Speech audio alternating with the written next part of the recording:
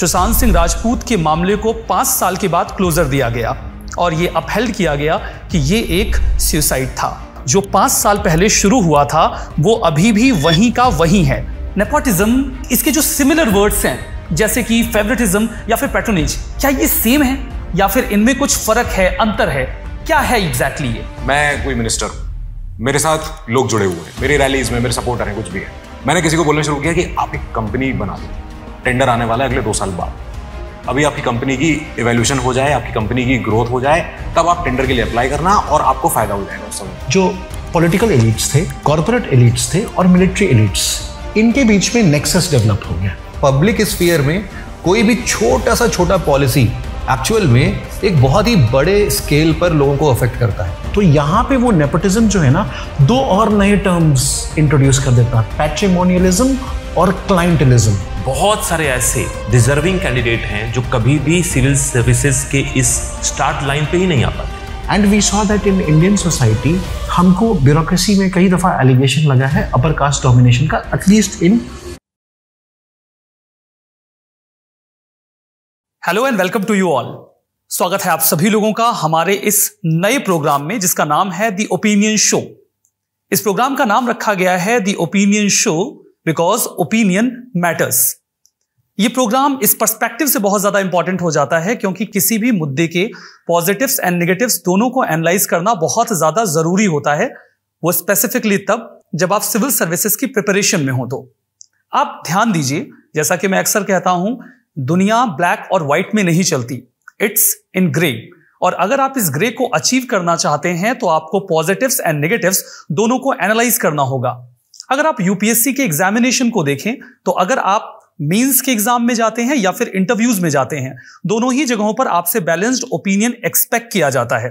Interviews में आपसे questions पूछे जाते हैं जो लार्जली ओपिनियन बेस्ड होते हैं। चाहे आप इंटरव्यूज में किसी भी सिविल सर्विसेज के एग्जाम में जाते हैं, वहां पर आपसे ओपिनियंस पूछे ही जाते हैं। इन ओपिनियंस को बिल्ड करने के लिए हमें एक्सपर्ट्स की जरूरत होती है और यही ऑब्जेक्टिव है इस ओपिनियन शो का, ताकि आपके लिए कैटर किए जा सकें एक्सपर्ट ओपिनियंस। मेरा नाम है देवेंद्र दुबे और मैं हिस्ट्री पढ़ाता हूं। आज आपके लिए डिफरेंट एस्पेक्ट्स जो अलग अलग मुद्दे के होते हैं उन पर एक्सपर्ट ओपिनियन को कैटर करने के लिए हमने स्टूडियो में इनवाइट किया है पीडब्ल्यू ओनली आईएएस की जानी मानी फैकल्टीज को उनके एक्सपर्ट ओपिनियन के साथ। आज हमारे साथ हैं रविशेखर सर जो कि सोशियोलॉजी के मामलों के एक्सपर्ट हैं।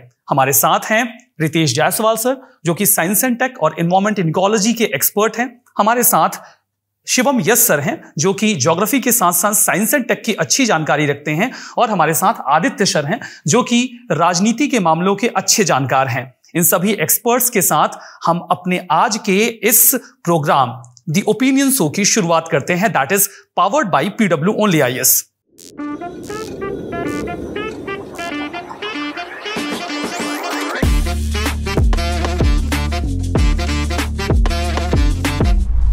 मैं आपको यह बताना चाहूंगा कि हाल फिलहाल में सुशांत सिंह राजपूत के मामले को 5 साल के बाद क्लोजर दिया गया और यह अपहेल्ड किया गया कि यह एक सुसाइड था।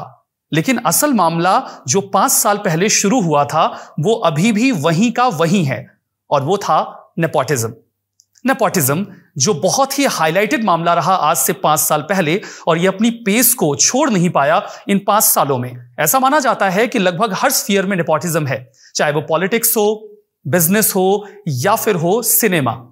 लेकिन क्या नेपोटिज्म यूपीएससी में भी है क्या? यह बहुत ही स्ट्राइकिंग क्वेश्चन है कि क्या यूपीएससी या फिर सिविल सर्विसेज में नेपोटिज्म है। इस सवाल को एक्सप्लोर करना और इसके अलग अलग पहलुओं को जांचना, इसकी सबसे पहले जरूरी होगा कि हम ये जाने कि नेपोटिज्म है क्या। और कई सारे सिमिलर वर्ड्स हैं जैसे कि फेवरेटिज्म या फिर थोड़ा और खतरनाक सा वर्ड पैट्रोनेज, ये इससे कैसे डिफर करता है। इस पूरे मुद्दे को एक्सप्लोर करने से पहले हम अपने एक्सपर्ट्स के साथ चलेंगे और इस मुद्दे की फंडामेंटल अंडरस्टैंडिंग को बिल्ड करेंगे। इस प्रोग्राम को आगे बढ़ाते हुए मैं सबसे पहले चलना चाहूंगा आदित्य सर के पास। आदित्य सर, अक्सर ये क्वेश्चन होता है कि नेपोटिज्म हर स्फीयर में है, लेकिन नेपोटिज्म को अक्सर नेगेटिव कैनोटेशन के साथ लिया जाता है। नेपोटिज्म और इसके जो सिमिलर वर्ड्स हैं जैसे कि फेवरेटिज्म या फिर पैट्रोनेज, क्या ये सेम है या फिर इनमें कुछ फर्क है, अंतर है? क्या है एग्जैक्टली ये? सर बिल्कुल सही सवाल है। नेपोटिज्म, फेवरेटिज्म इंटरचेंजेबल भी होता है आम भाषा में, पर इसके डिफरेंट डिफरेंट मायने हैं। और नेपोटिज्म हर कोई समझ तो गया है कि एक भावना है कि हाँ कोई अपना ही अपने को सपोर्ट कर रहा होगा। In full definition nepotism means कि मैं अपने ही किसी ब्लड रिलेटिव को, अपने किसी फैमिली को, अपने किसी मेंबर को मैं सर्विस में, जॉब में, बिजनेस में, सिनेमा में, किसी और इंडस्ट्री में उसको अपने प्लेस करवा पाऊं ताकि उसका बेनिफिट हो और इवेंचुअली मेरा बेनिफिट हो। दैट मीन्स कि हाँ नेपोटिज्म हुआ है। कोई नेपो किड आया है किसी नई इंडस्ट्री में, या पुरानी किसी एस्टैब्लिश इंडस्ट्री में एक कोई नया प्लेयर आया जो कि उसके ऊपर कोई गॉडफादर है या कोई उनके कुछ हैं ऊपर उनके जो पहले से सर्विस में है या कहीं और। फॉर एग्जाम्पल, सबसे आसान भाषा समझने के लिए कि अपने किसी बेटे को, बेटी को, किसी भतीजे को, भतीजी को सर्विस में लाना, कोई पॉलिटिकल अपॉइंटमेंट होना, कुछ भी जो चीज आपको लगती है कि ये तो रिलेशन में थे, इनके कोई फादर, ग्रैंडफादर लोग यहाँ सर्विस में थे ऑलरेडी और आज ये सर्विस में है, क्या पता इनसे बेटर कैंडिडेट भी थे लेकिन आए ये हैं सर्विस में। दैट मीन्स कि हाँ लोग देखना शुरू करेंगे भैया नेपोटिज्म का ये किड है, ये बच्चा वहां से आया है। अब सर आपका सेकंड क्वेश्चन है फेवरेटिज्म का।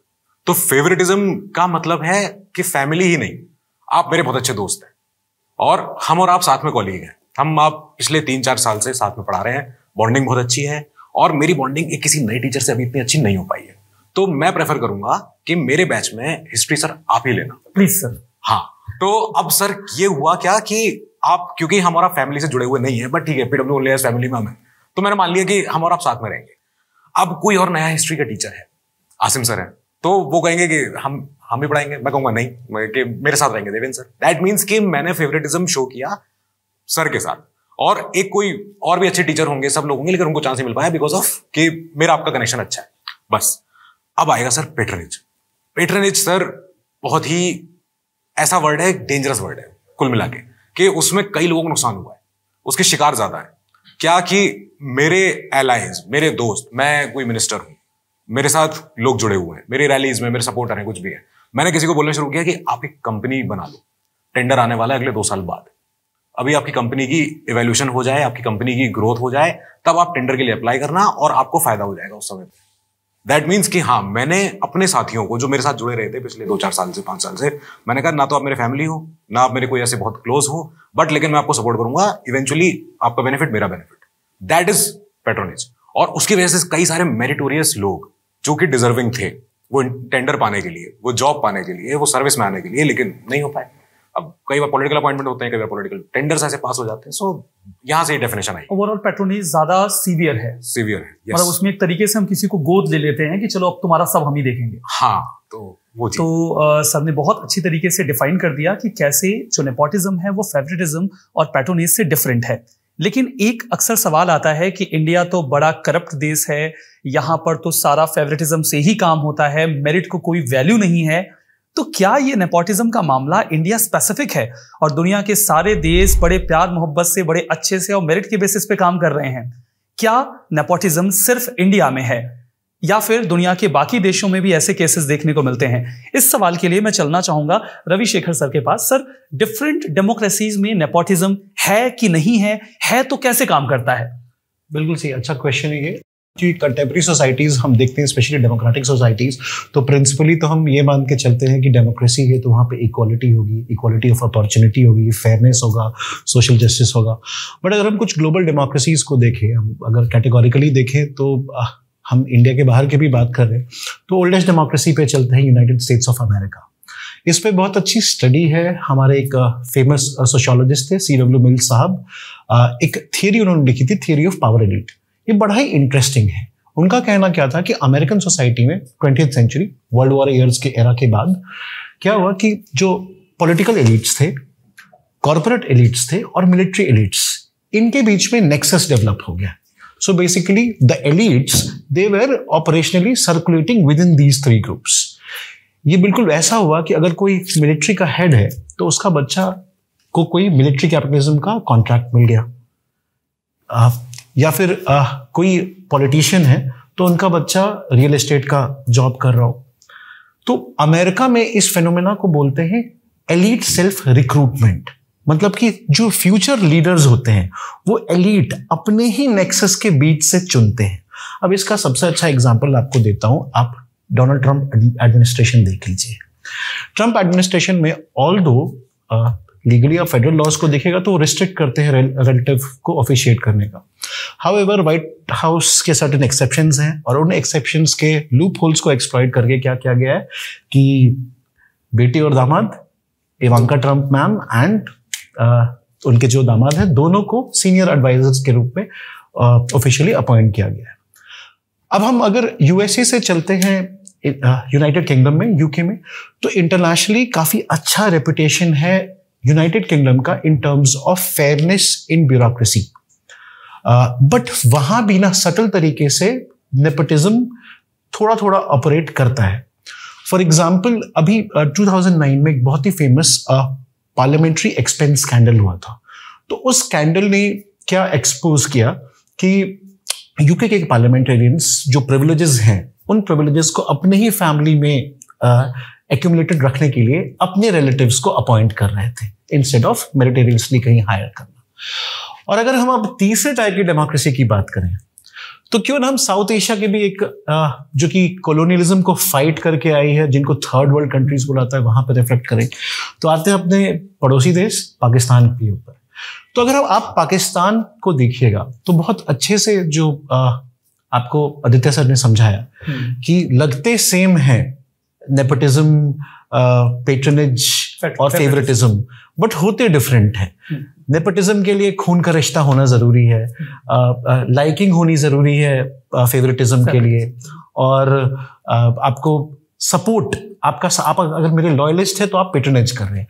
पाकिस्तान में एक्चुअली जो ओल्ड एलिट्स है, ट्रेडिशनल फ्यूडल कल्चर, उन्हीं का रिप्रेजेंटेशन हो गया है आज के मॉडर्न डेमोक्रेटिक इंस्टीट्यूशंस में। तो चाहे पॉलिटिकल इंस्टीट्यूशन देखिएगा, चाहे मिलिट्री इंस्टीट्यूशंस देखिएगा, तो ओल्ड फ्यूडल लॉर्ड जो थी उनका दबदबा था। तो यहां पे वो नेपोटिज्म जो है ना, दो और नए टर्म्स इंट्रोड्यूस कर देता है, पैट्रिमोनियलिज्म और क्लाइंटलिज्म।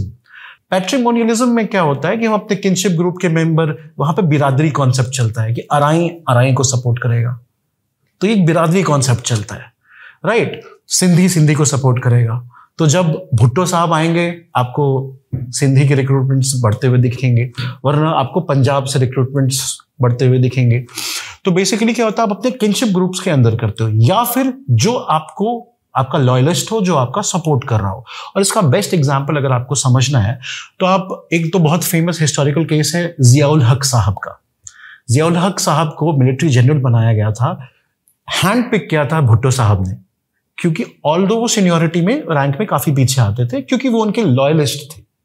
तो इट वाज ब्लड रिलेटिव नहीं थे, लेकिन लॉयलिस्ट थे। तो वो जो उन्होंने बताया कि ये जस्ट बिकॉज सपोर्ट है तो हम पेट्रनेज दे रहे हैं, तो उन्होंने सोचा यही कि पेट्रनेज दे रहे हैं, हालांकि हुआ कुछ और। उस पर तो आदित्य सर ने यूट्यूब पे काफी अच्छे से कवर किया ही है। और इसके अलावा आप पीसीबी का केस देख लीजिए, अभी रिसेंटली आप देखोगे पिछले 3-4 साल में जो भी प्राइम मिनिस्टर आ रहे हैं वो पीसीबी के ब्यूरोक्रेसी को कंप्लीटली चेंज कर रहे हैं। चेयरमैन चेंज होता है, कोच चेंज होता है, टीम के प्लेयर्स चेंज होने लगते हैं। So it is not just disrupting for any institution, in general it is also disrupting for society, because वहां कंटिन्यूटी एंड स्टेबिलिटी नहीं रहती। सर आपने बहुत अच्छी तरीके से एक्सप्लेन किया। आपकी बातें सुन के तो ऐसा लगता है कि सारे के सारे एक ही थाली के चट्टे बट्टे हैं। इनफैक्ट इंडिया रिलेटिवली बेटर है इस सिचुएशन में। यहाँ पर हम एक विमेन प्रेसिडेंट देख सकते हैं, एक माइनॉरिटी प्रेसिडेंट देख सकते हैं। तो वी में फील कि यहाँ पर डिफरेंट जो सोसाइटी के या सेगमेंट के लोग हैं वो अपर हायरार्की में पहुंच पाते हैं। फिर मन में एक सवाल आता है कि कई बार हम किसी को हेल्प भी कर रहे हैं तो वो फेवर जैसा लगता है, फेवरेटिज्म जैसा लगता है, या फिर नेपोटिज्म जैसा लगता है। तो मन में एक सवाल आता है कि क्या पब्लिक स्फीयर में और प्राइवेट स्फीयर में इन दोनों ही जगहों पर नेपोटिज्म एक जैसे ही काम करता है या फिर ये अलग अलग तरीके से है? ये सवाल लेके मैं चलना चाहूंगा शिवम सर की तरफ। तो सर आप बताइए, इज इट डिफरेंट और ये सेम ही है? Thank you sir. ये सर ना बहुत ही अलग है और सोसाइटी इसको ना बहुत ही अलग अलग तरीके से परसीव करती है। जैसे कि मैं आपको एग्जांपल से समझाता हूं सर। इसमें हम लोग ये देख सकते हैं कि नॉर्मली एक अंबानी का बेटा है, और यहां पर हम लोग अगर इस बात पे अगर एक्सेप्टेंस लाए ना कि अंबानी अपना सारा वेल्थ किसको ट्रांसफर करेगा, मुझे, आपको, कभी नहीं करेगा सर। बेसिकली क्या होगा कि अंबानी अपना सारा पैसा अपने बच्चों को ही ट्रांसफर करेगा, और ये बहुत ही फैक्चुअल स्टेटमेंट है। और हम सब लोग इस पे कहीं पर भी आपत्ति नहीं जगाएंगे सर। हमें लगेगा कि सही तो कर रहे हैं, हम होते अंबानी की जगह हम भी यही करते। तो प्राइवेट स्फीयर में सर एक्चुअल में उनका जो प्राइवेट एक्यूमुलेशन ऑफ वेल्थ का कॉन्सेप्ट है ना, उसको अगर वो नेपोटिज्म के अंदर में अपने बच्चों को ट्रांसफर करते हैं तो इट इज सोसाइटल लेवल पर इसका हेवी एक्सेप्टेंस है। दूसरे तौर पर अगर हम बात करते हैं, इसमें हम प्राइवेट प्रॉपर्टी की बात करते हैं सर, जैसे तो इसमें ना right to private independent privacy के अंतर्गत हम लोग ये बोल सकते हैं कि हमारा पैसा है, हमारी इच्छा है, जायज सी बात है, हम अपने बच्चों को ही ट्रांसफर करेंगे। लेकिन जैसे मान लीजिए एग्जाम्पल नहीं सर, एक इसका ना ऑपोजिट वर्जन लेते हैं, हम लोग आते हैं पब्लिक स्फीयर में। अब पब्लिक स्फीयर में सर थोड़ा सा दिक्कत हो जाता है। प्राइवेट स्फीयर में जब हम लोग एक्सेप्टेंस दिखाते थे, पब्लिक स्फीयर में कोई भी छोटा पॉलिसी एक्चुअल में एक बहुत ही बड़े स्केल पर लोगों को अफेक्ट करता है। और जब हम यहां पर किसी एक ऐसे पर्सन को रखते हैं जो कि मेरिटोक्रेसी के आधार पर नहीं है, या फिर जैसे वेबर का सर एक कॉन्सेप्ट है, और वेबर के इस कॉन्सेप्ट में हम लोगों ने देखा है कि कैसे लीगल रेशनल अथॉरिटी के अंतर्गत हम लोग किसी को भी अपॉइंट करते हैं ना, तो वो बिल्कुल सही डिसीजंस लेने के लिए कैपेबिलिटी रखता है। लेकिन अगर हमने किसी को भी उठा के अगर उस पोजीशन पर रख दिया और वो सभी लोगों के लिए डिसीजंस ले रहा है, तो वो बहुत ही ज्यादा डिफिकल्ट हो जाता है। तो यूजुअली यहां पर चूंकि अफेक्ट ज्यादा लोग को करता है, वहां प्राइवेट स्फीयर में क्या था सर कि जो इंप्लॉइज होंगे वो डिमोटिवेट हो सकते हैं, उनको लगेगा कि प्रोडक्टिविटी करने का कुछ फायदा ही नहीं है, क्योंकि प्रमोशन तो इनके आसपास के लोगों को ही मिलना है। तो इसीलिए यहां पर पब्लिक स्फीयर में सर ये ज्यादा प्रॉब्लम क्रिएट करता है। और इनफैक्ट सर जैसे हमारे यहां पर सिविल सर्विसेज की अगर हम लोग बात करते हैं, तो ब्यूरोक्रेसी में अगर ऐसा कुछ देखने को मिलता है, तो वो भी लार्ज ग्राउंड पर एक पॉलिसी फॉर्मुलेशन के साथ साथ इंप्लीमेंटेशन पर भी बहुत ज्यादा ध्यान रखता है, और यहां पर काफी ज्यादा चैलेंजेस होता है। दूसरा सर, ये हम लोग देखें ना तो सिविल सर्विसेज के जो नॉर्मल कंडक्ट रूल्स होते हैं उनके भी खिलाफ जाता है। तो इसीलिए हम लोग दोनों को ना बहुत अलग अलग पर्सपेक्टिव से देखते हैं कि प्राइवेट स्फीयर जहां पर सोशली एक्सेप्टेड नॉर्म है, पब्लिक स्फीयर पर ये डिजास्टर कर सकता है। मतलब ये जो अक्सर हम बॉलीवुड में नेपोटिज्म की बात करते हैं, पॉलिटिकल सिस्टम में बात करते हैं, या फिर ब्यूरोक्रेसी में पब्लिक जो बिजनेसेस है वहां पर ही मेरिटोक्रेसी को अफेक्ट कर रहा है। इन जनरल पब्लिक स्फीयर में ये एक्सेप्टेबल नहीं होना चाहिए। बाकी प्राइवेट स्फीयर में तो लोग अपनी प्रॉपर्टी अपने ही बच्चे को देंगे, नेचुरल सी बात है। तो यहां पर अभी तक हमने कुछ बहुत ही क्रूशियल मुद्दों को एड्रेस कर दिया है इस टॉपिक के ऊपर, जैसे कि नेपोटिज्म क्या है, ये कैसे अदर कॉन्सेप्ट से डिफरेंट है, ये अलग अलग डेमोक्रेसीज में कैसे काम करता है, और पब्लिक और प्राइवेट स्फीयर में नेपोटिज्म कैसे डिफरेंट है। अब मामला आता है कि हम कुछ क्रूशियल इश्यूज पर डिफरेंट ओपिनियंस को कैटर करें। जैसे कि जब हम सिविल सर्विसेज में प्रिपरेशन की बात करते हैं, तो ये जो डिसीजन होता है कि सिविल सर्विसेज के लिए प्रिपेयर करना है, ये ऐसा नहीं होता है कि सुबह उठे, ब्रश किया, बस आज से आईएएस ऑफिसर, तैयारी शुरू, ऐसा तो नहीं होता है। ये एक बहुत ही लॉन्ग टर्म प्रोसेस है, और इसमें आपका थॉट प्रोसेस ग्रेजुअली डेवलप होता है। तो क्या अगर आपकी फैमिली में कोई सिविल सर्वेंट है, तो आप इस डिसीजन को लेने में ज्यादा कंफर्टेबल होते हैं? ये कैसे पॉजिटिवली अफेक्ट करता है आपके डिसीजन को, या फिर निगेटिवली अफेक्ट करता है? ये एक बहुत ही क्रूशियल क्वेश्चन आता है। ये क्वेश्चन ये है कि क्या नेपोटिज्म आपका सिविल सर्विसेज में इंटरेस्ट डिफाइन करता है, हां या फिर नहीं? ये एक सवाल बनता है। इस पर एक बहुत ही स्ट्राइकिंग ओपिनियन के लिए मैं जाना चाहूंगा रितेश जायसवाल सर के पास। सर, आपकी क्या राय है? क्या नेपोटिज्म सिविल सर्विसेज में इंटरेस्ट को कैटर करने में मदद करता है या नहीं करता है? थैंक यू, बहुत जेन्युइन सवाल है ये। और सबसे पहले तो मैं एक बात कहना चाहूंगा कि नेपोटिज्म लार्जली एक नेगेटिव कनोटेशन है। इसकी जो इंप्रेशन है वो बहुत ही नकारात्मक है, लेकिन अगर हम इसको थोड़ा बायोलॉजिकली देखें तो इतना भी नकारात्मक नहीं लगता। It is not that much negative. I mean, हम लोग बायोलॉजिकली नेचुरली डिजाइन्ड है इस बात के लिए कि हम जो भी कुछ करेंगे अपने ऑफिस स्प्रिंग और नेक्स्ट जनरेशन के लिए करेंगे। लाइक अगर हमारे पास कुछ इकोनॉमिक कैपिटल है, हम उसको अपने नेक्स्ट जनरेशन के लिए स्टोर करते हैं, फिर ट्रांसफर भी करते हैं। हमारा अगर एक सोशल नेटवर्क है और सोशल कैपिटल है, उस सोशल कैपिटल को भी हम ट्रांसफर करना चाहते हैं, अपने बच्चों को लेके जाते हैं जगह जगह पे और उनको मिलवाते हैं उन रसूखदार लोगों से कि इनसे मिल लो, इनसे जान पहचान रखो। सिमिलरली अगर हमारे पास नॉलेज और कल्चर है, तो हम ये भी चाहेंगे कि वो नॉलेज और कल्चरल कैपिटल भी हम अपने नेक्स्ट जनरेशन को दें। अब क्या है कि सिविल सेवा की तैयारी, सिविल सर्विसेज एग्जामिनेशन की तैयारी को आप एक रेस की तरह मानिए। उस रेस में 3 पड़ाव है। पहला स्टेप है कि आप पहले स्टार्ट पॉइंट पे आइए, दूसरा आप उस रेस को दौड़िए पूरे हिम्मत के साथ, और तीसरा आप फिनिश लाइन को क्लियर कर दीजिए। मैं आपको बताऊं कि इस पूरे इंडियन सोसाइटी में बहुत सारे ऐसे डिजर्विंग कैंडिडेट हैं जो कभी भी सिविल सर्विसेज के इस स्टार्ट लाइन पे ही नहीं आ पाते, उन तक ही नहीं पहुंच पाते। लेकिन अगर कोई एक इंसान, कोई एक बच्चा जिसके मम्मी पापा ब्यूरोक्रेट हैं या फैमिली में ब्यूरोक्रेसी ऑलरेडी प्रिवेल कर रही है, उसके लिए उस स्टार्ट पॉइंट पे आना कोई बड़ी बात नहीं होगी। रीजन ये है कि घर में ही इंस्पिरेशन है, घर में ही मोटिवेशन है, और over the period of time वो करेंगे क्या कि वो फादर मदर चाचा चाची दादा दादी जो भी हैं वो सब मिलकर उसको इतना इंटरेस्ट उसमें डेवलप कर देंगे कि वो ऑटोमेटिकली अपने स्टार्टिंग पॉइंट पे वो आ जाएगा, स्टार्टिंग लाइन पे आके वो पूरे दम खम के साथ खड़ा हो जाएगा। अब रही बात कि दौड़ना है, तो दौड़ने में भी थोड़ी इनिशियल हेल्प मिल जाती है उनको। रीजन ये है कि जो सिविल सर्वेंट हैं आपके घर में, उनकी एक्सपर्टीज है, उनके पास ऑलरेडी पूरे सिस्टम की समझ है, वो ये बात बता सकते हैं कि इस परीक्षा की, इस एग्जामिनेशन की तैयारी की जरूरतें क्या है, नीड क्या है, and at the same time they can provide very able guidance and mentorship. तो फिर वो भी काम पूरा हो जाता है। तो आप पहली बात कि नेपोटिज्म को एकदम नेगेटिव मत लीजिए। नेपोटिज्म एक शब्द है जो नेगेटिव चला गया है, बट इसमें एक और बहुत ह्यूमन एस्पेक्ट भी है, और वो ह्यूमन एस्पेक्ट है कि ठीक है, if I have capacity, if I can do something, then I will do it for my next generation to the fullest without any compromise, right? तो आप इसको लीगली तो कहीं भी गलत नहीं ठहरा सकते। यस, नेपोटिज्म पॉलिटिक्स में है, सिनेमा में है, जहां पे मेरिटोक्रेसी को क्रश किया जाता है, वहां पे वो थोड़ा गड़बड़ दिखता है, थोड़ा क्या बहुत ही गड़बड़ दिखता है। लेकिन इस मामले में ये थोड़ा ग्रे एरिया है, इसमें हम बहुत क्लैरिटी से नेगेटिव और पॉजिटिव कुछ बता नहीं सकते। रही बात कि अगर आपने चलो नेपोटिज्म दिखा भी दिया, अपने बच्चे को थोड़ा मोटिवेट कर भी दिया, तो क्या यही नेपोटिज्म उनको सक्सेस दिलाएगा? तो वो पॉसिबल है ही नहीं। कारण है कि आप स्टार्ट पॉइंट पे लेके आओगे, आप उनको दौड़ने में थोड़ी हेल्प कर दोगे, लेकिन फिनिश लाइन को क्रॉस करने में फिर उनकी ही डेडिकेशन, उनकी ही हार्डवर्क, उनकी अपनी जो मेहनत करने की क्षमता है, जो उनकी अपनी अंडरस्टैंडिंग है, वही लेके जाएगी। तो सर लिमिटेड रोल मैं मानता हूं कि थोड़ा सा एक स्टार्टिंग बेहतर मिल जाती है और उसमें वो उनको एडवांटेज मिल जाता है, लेकिन फिनिश लाइन तक पहुंचने में ऐसी कोई भी हेल्प आपको नहीं मिल पाएगी। सर आपने बहुत अच्छे से इस पॉइंट को हाईलाइट किया कि हाँ थोड़ी बहुत मदद मिल सकती है। आदित्य सर, आपका क्या कहना है? आप सर से एग्री करेंगे या फिर आपके कुछ डिफरेंट ओपिनियन रहेंगे इस मामले में? सर मैंने तो सर की बात सुनी और मेरा पर्सनल एक्सपीरियंस है। तो मेरे जो मेंटोर थे, मैंने उनके बारे में मैंने क्लास में खूब बताया, तो लेकिन मैं उनका नाम नहीं लूंगा। तो अब वो देश के चीफ इलेक्शन कमिश्नर रहे हैं।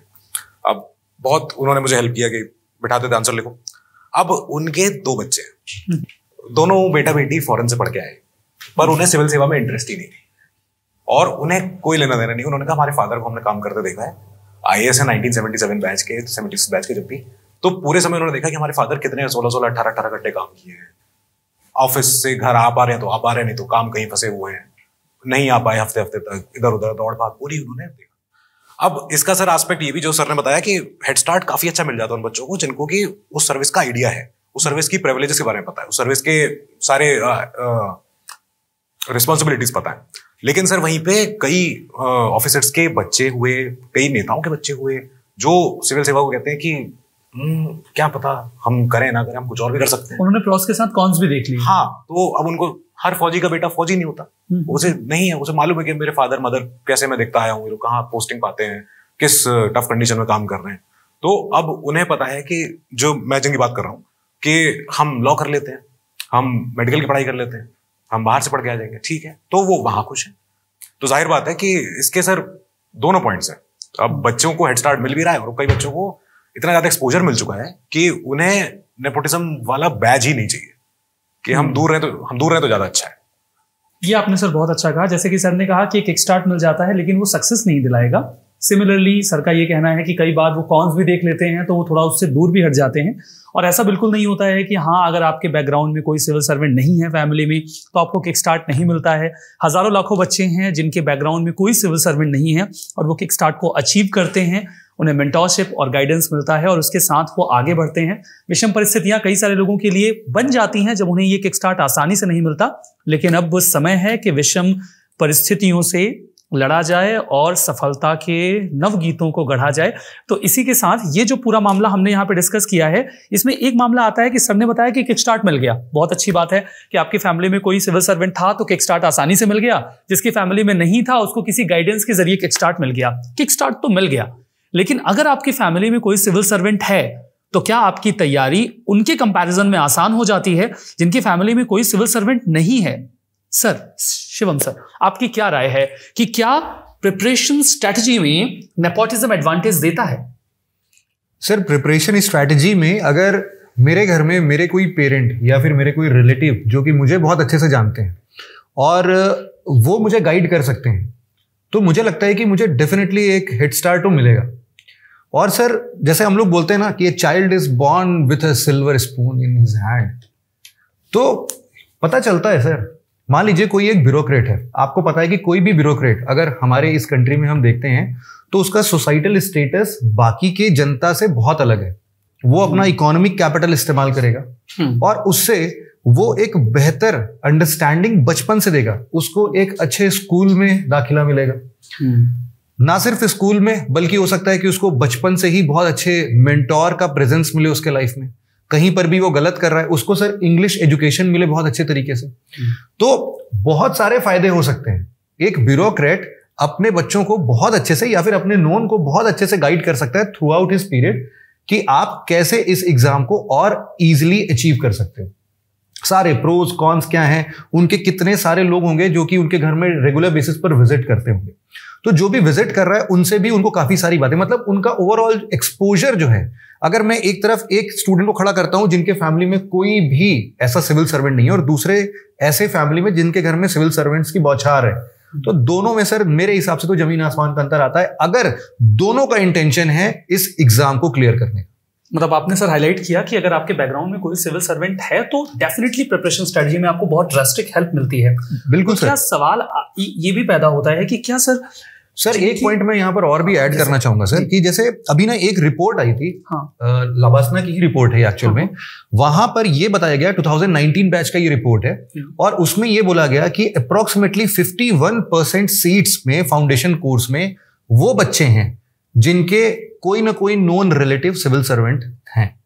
लेकिन स्ट्राइकिंग चीज एक और भी है सर कि इस रिपोर्ट में ये भी बोला गया है कि इसमें 40+ ऐसे फाउंडेशन कोर्स के भी यूपीएससी एस्पिरेंट पहुंचे हैं सिलेक्शन के बाद जो कि फार्मर बैकग्राउंड से आते हैं। तो सर दोनों चीजें यहां पर है, मतलब हर तरीके से लोग पहुंचते हैं। फिर मन में एक सवाल आता है सर कि क्या जिसका, जैसे सर मैं आपसे पूछूंगा, रितेश सर की ओर मैं रुख करता हूं कि जिसके बैकग्राउंड में सिविल सर्वेंट नहीं है सर, क्या वो बिल्कुल से डिसएडवांटेज में है, वो रेस में है ही नहीं, वो लड़ ही नहीं पाएंगे? नहीं सर, मेरा मानना बिल्कुल ऐसा नहीं है। मैं साइंस एंड टेक्नोलॉजी का फैकल्टी हूँ और साइंस एंड टेक फैकल्टी होने के नाते इस बात से मैं अग्री नहीं कर सकता। रीजन ये है कि हम अभी जिस एरा में है वो एरा नॉलेज एंड इंफॉर्मेशन का एरा है। आपके पास एक मोबाइल फोन होता है, एक टैबलेट होता है और आप दुनिया भर की जानकारी निकाल लेते हैं। और आज का जो एरा है उसमें coaching, online platforms, YouTube videos, ये सब कुछ इतने ज्यादा इंफॉर्मेशन लेके आ रहे हैं कि अगर आपको मेंटरशिप चाहिए, गाइडेंस चाहिए, आपको एक किक स्टार्ट चाहिए, तो ये आपको दे देता है। तो ठीक है, जैसे शिवम सर ने कहा कि अगर बहुत ज्यादा ब्यूरोक्रेट्स हैं फैमिली में तो आपको वो सब चीजें घर में मिल जाएंगी, आपको वो सब चीजें पैसिवली मिल जाएंगी। पैसिवली मीन्स आप नहीं भी हैं तो भी कोई आपको पैसिव इंफॉर्मेशन फ्लो आपको दे रहा है, आपके सबकॉन्शियस ब्रेन से कोई खेल रहा है। लेकिन अगर कोई कैंडिडेट है जो थोड़ा भी एक्टिव है तो ये इस कमी को पूरा कर लेता है टेक्नोलॉजी से। वो थोड़ी सी अपनी एक्टिव इंफॉर्मेशन सीख करेगा, वो सर्च करेगा, वो उस चीज को समझेगा। कोचिंग इंस्टीट्यूट्स हैं जहां पे बहुत एबल गाइडेंस अवेलेबल है।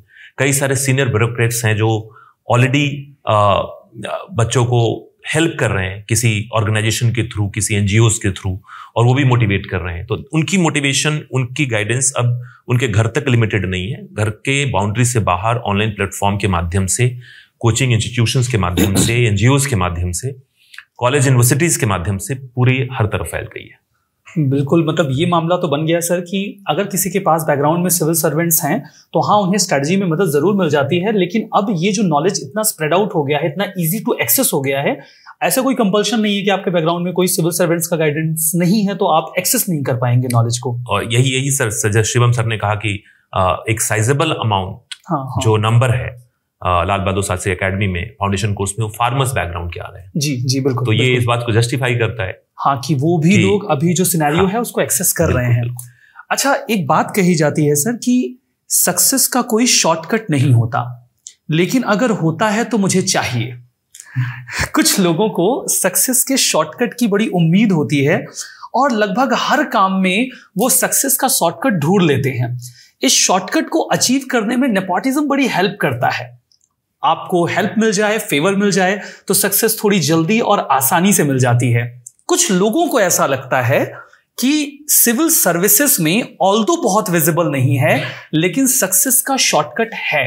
व्हेन आई से सिविल सर्विसेज, मेरा मतलब केवल यूपीएससी आईएएस एग्जामिनेशन से नहीं है, मैं स्टेट सर्विसेज की भी बात कर रहा हूं। तो एक सवाल बनता है, मैं इस सवाल को लेके आ रहा हूं शेखर सर की ओर, कि सर क्या ऐसा है कि जो सिलेक्शन प्रोसेस है उसमें ये सक्सेस का शॉर्टकट वर्क कर रहा है और किसी को पता नहीं चल रहा है? Sir, to consider that nepotism is helping in selection of a candidate, ये बहुत हार्श जनरलाइजेशन हो जाएगा मेरे हिसाब से। And I do firmly believe in the sanctity of our institution, specially UPSC. और मुझे ये भी लगता है कि rightly so civil services steel frame of India है। हाउएवर, हमें ये समझना है कि आजकल ऐसे क्वेश्चंस पूछे क्यों जा रहे हैं। अभी आप ये बच्चों का इन इंस्टीट्यूशन पे से थोड़ा सा विश्वास कम हो रहा है, या ऐसे क्वेश्चंस क्यों हो रहे हैं? क्योंकि रिसेंटली हम देखते हैं कुछ बहुत सारे ऐसे केसेस हुए, जैसे कि 2024 का केस है, छत्तीसगढ़ स्टेट कमीशन वाला जो स्कैंडल हुआ था 2024 वाला। तो वहां पे क्या देखा गया था कि कमीशन के ही कुछ लोग हैं, they manipulated exam to help their relatives. अब जब ऐसे क्वेश्चंस होते हैं ना, तो बच्चों के पैरों तले जमीन निकल जाता है कि जिस अथॉरिटी पे उनका ब्लाइंड फेथ होता है, जिसके फेयरनेस और फर्मनेस और न्यूट्रलिटी को वो ट्रस्ट करके अपना साल 2 साल लगाते हैं, वो उठने लगता है। एंड दूसरा प्रॉब्लम हमें ये समझना होगा कि ये क्वेश्चंस इसलिए भी अराइज हो रहे हैं क्योंकि जॉबलेसनेस और इंस्टीट्यूशंस के ऐसे फेलियर्स ही बच्चों में एंजाइटी और स्ट्रेस। मैं यहाँ पे मेंटल हेल्थ की भी बात करना चाहूंगा। मतलब he is from science and tech, he would agree कि अभी मेंटल हेल्थ का एक बहुत बड़ा इशू आ रहा है हमारे सोसाइटी में, स्पेशली यूथ में, बच्चों में, बिकॉज अपॉर्चुनिटीज कम है। और उस वक्त जब ऐसे इंस्टीट्यूशंस इस प्रकार से फेल करते हैं या ऐसे केसेस आते हैं तो वो प्रॉब्लमैटिक होता है। और ये अब कुछ 8-10 सालों से चला आ रहा है, क्योंकि मैं 2000 हम लोग के वक्त में जब हम लिखते थे 13-14, तो ड्यूरिंग दोज डेज भी मुझे याद है अजय सूरा साहब ने एक आर्टिकल लिखा था टाइम्स ऑफ इंडिया में 31 अक्टूबर 2013 में। उनका मैं सोर्स बता दे रहा हूँ भाई, मेरा नहीं है, उनका है। तो आप जाके देख लें, टू बी सेफ। तो हरियाणा सिविल सर्विसेज का एक स्कैम आया था कि वहां पे नेपोटिज्म का केस है कि कुछ वीवीआईपीज थे, उनके बच्चे का सिलेक्शन हुआ था। और what was more concerning is कि रिजल्ट आता है और with in a day service allocation हो जाती है और उनको अलग अलग इस पे बुला लिया जाता है। सो दिस वाज, ऐसे केसेस जब आते हैं तो बच्चों, क्योंकि वो तो अपना पूरा साल लगाते हैं, you have to understand they fight so many things, तो उनके लिए बहुत कंसर्निंग लग जाता है। और तब फिर वो बच्चों में ऐसे क्वेश्चंस उठने लगते हैं कि शायद the system is unfair and शायद it is nepotism which is. कई बार सर यूपीएससी पे भी लोग डाउट रेज करना शुरू कर देते हैं। यस, बट कि वो मतलब स्टील फ्रेम ऑफ इंडिया तो है। हाँ, वो है। एंड सर, वो जो मेजर प्रॉब्लम्स है, मेंटल एंजाइटी का है ना, अपॉर्चुनिटीज उसकी स्कार्सिटी आ रही है। उसके अलावा जो आदित्य सर, शिवम सर ने बहुत ही लेमैन टर्म में बहुत ही अच्छी इफेक्टिव पॉइंट बताई है, उसका मैं एक एकेडमिक व्यू देना चाहता हूँ कि सोसाइटी में जो कल्चरल कैपिटल है, मतलब कि स्किल्स, नॉलेज, इनका एक्सेस, उसमें गैप आ रहा है आज के डेट पे। डिस्पैरिटी जो है वो बहुत बढ़ रही है। तो instead of questioning these questions of nepotism, हमें वो जो increasing gap in cultural capital या increasing gap in accessibility to cultural capital which is good education, good health, skills, उस पर वर्क करना चाहिए। बिल्कुल सर, आपने बहुत अच्छा हाईलाइट किया मामला कि हमें मेंटल हेल्थ पर फोकस करना चाहिए। और कई बार जो डाउट्स रेज किए जाते हैं उनका एक सब्सटेंशियल ग्राउंड भी होता है। आपने कुछ जो एविडेंसेस हैं उनको भी साइट किया। रितेश सर, आपको क्या लगता है, कुछ ये बैक चैनल एंट्री हो रही है क्या? मतलब कुछ घपलेबाजी चल रही है इधर? नहीं सर, मेरा बिल्कुल ऐसा नहीं सोचना है और बिल्कुल ऐसी बात नहीं हो रही है, मेरा ये मानना है। रीजन है कि यूपीएससी की जो पूरी प्रोसेस है बहुत ट्रांसपेरेंट है और ये ट्रांसपेरेंसी आपको रिजल्ट में भी रिफ्लेक्ट होता है। अगर ऐसा नहीं होता तो फिर हम डिफरेंट बैकग्राउंड के लोगों को इस प्रोसेस से सेलेक्ट होते हुए नहीं देखते। टॉप रैंकर्स में ऐसे भी लोग आ रहे हैं जिनकी कोई बैकग्राउंड कहीं दूर दूर तक ऐसी कोई एबल और माइटी बैकग्राउंड नहीं है। They are from very humble background. I mean rickshaw puller कोई हैं, उनके बच्चे IAS बन जा रहे हैं। कोई डेली वेजर है, उनकी बेटी जो है वो सिविल सर्वेंट बन जा रही है। तो ऐसे में तो एक्सपेक्ट ही नहीं कर सकते कि वहां पे कोई इस तरह की बैक चैनल एंट्री की बात होती होगी। दूसरी बात है कि पूरी UPSC की जो पैटर्न है परीक्षा की, एग्जामिनेशन की, प्रीलिम्स हो या मेंस हो या इंटरव्यू हो, आप प्रीलिम्स में मेंस में पूरी मार्किंग एनोनिमस होती है। वहां पे कहीं कोई आपकी आइडेंटिटी नहीं पहुंचती है। वहां पे इंटरव्यू बोर्ड में भी आपको डाइवर्ज ग्राउंड के लोग होते हैं, वो भी बहुत ही डाइवर्स तरीके से आपके पर्सनालिटी को एसेस करते हैं। तो ऐसा तो कुछ भी नहीं है। हाँ, ये जरूर है कि आज के डेट में कुछ कंट्रोवर्सीज निकल के आई हैं, लेकिन उस कंट्रोवर्सीज को निकल के आने को भी अच्छा मानिए। रीजन है कि आज के डेट में RTI है और बहुत सारे ऐसे रिड्रेसल मैकेनिज्म है जिसके थ्रू आप सवाल पूछ सकते हैं, और फिर उस सारे सवाल का जवाब UPSC दे भी रही है। अगर इस तरह के कोई भी लैप्स के हिंट मिलते हैं तो सिस्टम उसको एड्रेस भी कर रहा होता है। तो लार्जली अभी तक ऐसी कोई भी बातें मुझे नहीं नजर आती। मुझे लगता है कि सब कुछ बहुत ही शानदार तरीके से चल रहा है और हम स्टील पिलर्स चाहिए अपने कंट्री को चलाने के लिए, और उसमें जंग लगनी नहीं चाहिए। सर, आई फील कि जैसे कुछ लोग होते हैं जिनको वो सक्सेस का शॉर्टकट चाहिए होता है, वो लोग हाथ पांव मारते रहते हैं, इसीलिए वो कई बार डाउट रेज करते हैं। लेकिन जिस तरीके से अपने एग्जामिनेशन प्रोसेस को ट्रांसपेरेंट और रोबस्ट बनाया गया है, उसकी वजह से अभी भी सिविल सर्विसेज में सिलेक्शन में फेयरनेस मेंटेन्ड है, और यही कारण है कि लाखों बच्चे ट्रस्ट करके इसकी प्रिपरेशन में आ पाते हैं। और सर, ट्रांसपेरेंसी बहुत जरूरी होती है। जैसे हम लोग जॉन रॉल्स का वेल ऑफ इग्नोरेंस का कॉन्सेप्ट पढ़ते हैं, अगर आप ट्रांसपेरेंसी मेंटेन करते हैं तो फिर आपको लोगों को वेल ऑफ इग्नोरेंस में डालना पड़ता है, एनोनिमिटी मेंटेन करनी पड़ती है। जो एग्जामिनेशन प्रोसेस में है, हमें नहीं पता कौन कॉपी इवैल्यूएट कर रहा है, हमें नहीं पता कौन क्वेश्चन पेपर बना रहा है। ये जो एनोनिमिटी है, ये इस ट्रांसपेरेंसी को मेंटेन कर पा रही है, जो कि जॉन रॉल्स ने अपने वेल ऑफ इग्नोरेंस के कॉन्सेप्ट में भी जस्टिफाई किया हुआ है। And I think this is the basic reason कि हम ट्रस्ट कर सकते हैं इन इंस्टीट्यूशंस पे और प्रिपेयर कर सकते हैं। अब इस एग्जामिनेशन प्रोसेस में आता है अगला स्टेप, जिसको लेकर कई तरीके के ओपिनियंस आते हैं, और वो ये है कि एक बार मेरा सिलेक्शन हो गया, अभी मेरे पास कोई पॉलिटिकल बैकग्राउंड है, कोई एडमिनिस्ट्रेटिव बैकग्राउंड है, तो क्या मुझे मदद मिलने वाली है सर्विसेज में, जॉब में? क्या पोस्ट सिलेक्शन नेपोटिज्म वर्क करता है? रवि शेखर सर, आपका क्या ओपिनियन है? अगेन सी, नेपोटिज्म एक थोड़ा नैरो वर्ड है। हाँ। अगर हम इसको थोड़ा और ब्रॉड कर लें, फेवरेटिज्म, बायसनेस, पार्शियलिटी, तो देखिए, it's not right to justify without substantial evidences or to generalize without substantial evidences. However, अगर हम अपने पास्ट में चलते, अपने ब्यूरोक्रेसी के ऑपरेशन को पास्ट में इवैल्यूएट करते हैं, तो लैंड रिफॉर्म्स के बारे में तो आपने पढ़ा ही होगा सर, पोस्ट। जी बिल्कुल, आप तो हिस्ट्री के टीचर हो, पोस्ट इंडिया इंडिपेंडेंस में पढ़ाते होगे। अब लैंड रिफॉर्म्स के फेलियर का रीजंस क्या होगा, ये भी क्लास में पढ़ाते होगे जी। तो बेसिकली हमारे बहुत ही फेमस एक पॉलिटिकल साइंटिस्ट है रजनी कोठारी साहब, तो उन्होंने एक किताब लिखी है पॉलिटिक्स इन इंडिया। तो उन्होंने हाईलाइट किया कि कैसे 60s और 70s के वक्त में, उस दौरान पॉलिटिकल एंड ब्यूरोक्रेसी के बीच में एक नेक्सस चलता था, और उस चीज की लेगेसी हमको 90s या अर्ली 2000s तक भी दिखी है। कैसे, मैं थोड़ी देर में आपको बताता हूँ। तो बेसिकली क्या है कि जब लैंड रिफॉर्म्स आए थे, तो जो पॉलिटिकल पीपल थे उस वक्त में, पॉलिटिकल रिप्रेजेंटेटिव्स थे, और जो ब्यूरोक्रेसी में भी जो लोग थे, जनरली वो ट्रेडिशनल एलिट्स थे, लैंड ओनिंग क्लास से आते थे, अपर कास्ट लोग आते थे। तो लैंड सीलिंग हुई तो उसके लूप होल्स को बहुत इफेक्टिवली उन्होंने एक्सप्लॉइट किया। One of the reasons is considered as poor political win and lack of bureaucratic commitment. जिन जमींदारों की जमीनें छीनी जानी थी, वही पॉलिटिकल लीडर बनके बैठे थे। अब ये तभी पॉसिबल है जब किसी ब्यूरोक्रेट की, जहां उस लोकेशन, उन एरिया में पोस्टिंग्स हुई हैं, वो उनका आपका कुछ ऐसा नेक्सस हो। And that is why he says कि इंडिया में bureaucracy post 60s 70s for a long period of time it reinforced its own legacy. मतलब अपने ही ग्रुप को, अपने आप को ही, अपने ही हेरिटेज को वो रिप्रोड्यूस करने लगी। कैसे? Caste system. इंडिया में कास्ट सिस्टम एक बहुत बड़ी रियलिटी है, and we saw that in Indian society हमको ब्यूरोक्रेसी में कई दफा एलिगेशन लगा है अपर कास्ट डोमिनेशन का, एटलीस्ट इन पास्ट। और वो फिर क्या होता है कि एक प्रैक्टिस होती है, जब काउंटर पावर में आता है तो फिर वो भी वैसे प्रैक्टिस कर सकते हैं। तो आपने बहुत सारे स्टेट्स में ये सुना होगा कि जो पावर में आते हैं तो ब्यूरोक्रेटिक सिस्टम में अपने कास्ट इक्वेशन के हिसाब से पोस्टिंग्स आने लगती है। तो इसलिए मैंने बोला कि nepotism may be wrong word, it would be narrow, but yes favouritism या पार्शियलिटी जो सर ने पहले बताया था कि भाई बंधु तो है, छोड़ कैसे दे, मदद तो करनी है, तो वो दिखता है। अच्छा सर, जैसे वो बात तो आपने बताई कि हाँ हम कह सकते हैं काफी हद तक कि ऐसा होता है।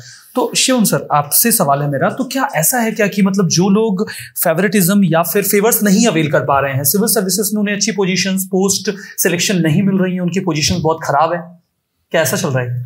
सर यहाँ पर ना मैं थोड़ा सा एक स्ट्राइकिंग ओपिनियन देना चाहूंगा। हाँ।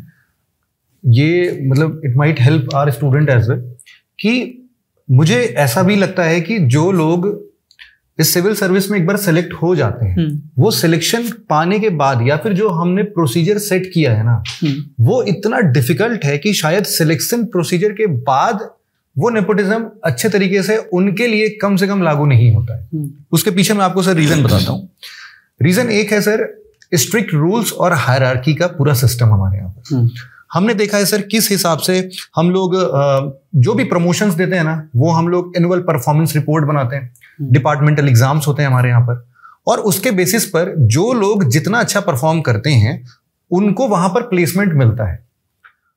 दूसरी बात सर, मैं आपको बहुत ही एक लेमन टर्म्स में समझाता हूं कि जब भी, जैसे मैं भी थोड़ी देर पहले बोल रहा था ना कि every child may not be born with silver spoon, but हाँ ब्यूरोक्रेसी के फैमिली वाले बच्चे हो सकते हैं। तो यहां पर सर ना they have not been facing any kind of challenge throughout their life. It might be possible कि उनको हर एक चीज ना थाली पे परोस के मिल गई है, और when they face real situation, जब वो असल मैदान में कूदते हैं, तो they might not feel that much happy कि हमारे साथ तो ऐसा कभी होता नहीं था, अब कैसे करूंगा मैं, डिसीजन कैसे लूंगा। उस पर्टिकुलर केस पे कभी भी डिपार्टमेंट ये नहीं कहता है कि इनका प्रमोशन करेंगे हम, क्योंकि उनको पता है कि अल्टीमेट बर्डन जो है, जो प्रमोट कर रहा है उसके ऊपर भी आएगा, सीनियर लेवल पर भी आएगा। तो ऐसे लोग को प्रमोशंस नहीं देंगे, मतलब नेपोटिज्म हमेशा उनको हेल्प नहीं करने जा रहा है। दूसरा सर, मैं एक और यहाँ पर ओपिनियन देना चाहूंगा इस पे कि यहाँ पर ना जैसे हम लोग सर कैडर एलोकेशन की बात करते हैं, सारे यूपीएससी एस्पिरेंट अपने डैफ सेकंड में, डिटेल एप्लीकेशन फॉर्म सेकंड में कैडर एलोकेशंस के लिए पूरा कॉलम फिल करते हैं। अब ये तो सर रैंडम है, आप किस स्टेट में कौन से कैडर में आप जाके प्लेस होते हैं, ये तो बहुत ही ज्यादा रैंडम है। इसको कोई कैसे पॉलिटिकली मोटिवेट कर सकता है, या फिर कैसे ब्यूरोक्रेटिक नेक्सस जो है वो इसको सपोर्ट कर सकता है किसी का कैडर चेंज कराने में, वो पॉसिबल नहीं है सर।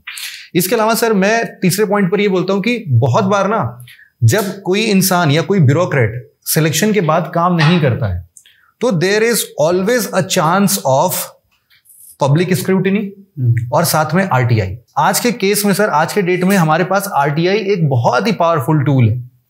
सर मैं आपको एक एग्जांपल भी देता हूं यहां पर कि जैसे एक ना केस आया था सर, झारखंड का केस है ये पूजा सिंघल का केस है। इनको मनरेगा स्कैम के अंतर्गत एक आरटीआई के माध्यम से पूरा ईडी का जांच इनके ऊपर बैठा था।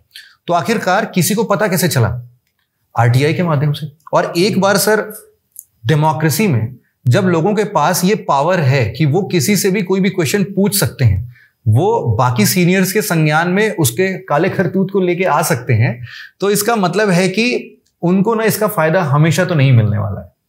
अगर किसी भी लेवल पर उनको कभी मिला होगा तो मैं ये ओपिनियन में हूं कि शायद उनको प्रिपरेशन टाइम पर मिला होगा, लेकिन सिलेक्शन के बाद इट इज देयर बैटल, उनको ही फाइट करना है, उनको ही अपनी मेरिटोक्रेसी के बेसिस पर आगे बढ़ना पड़ेगा।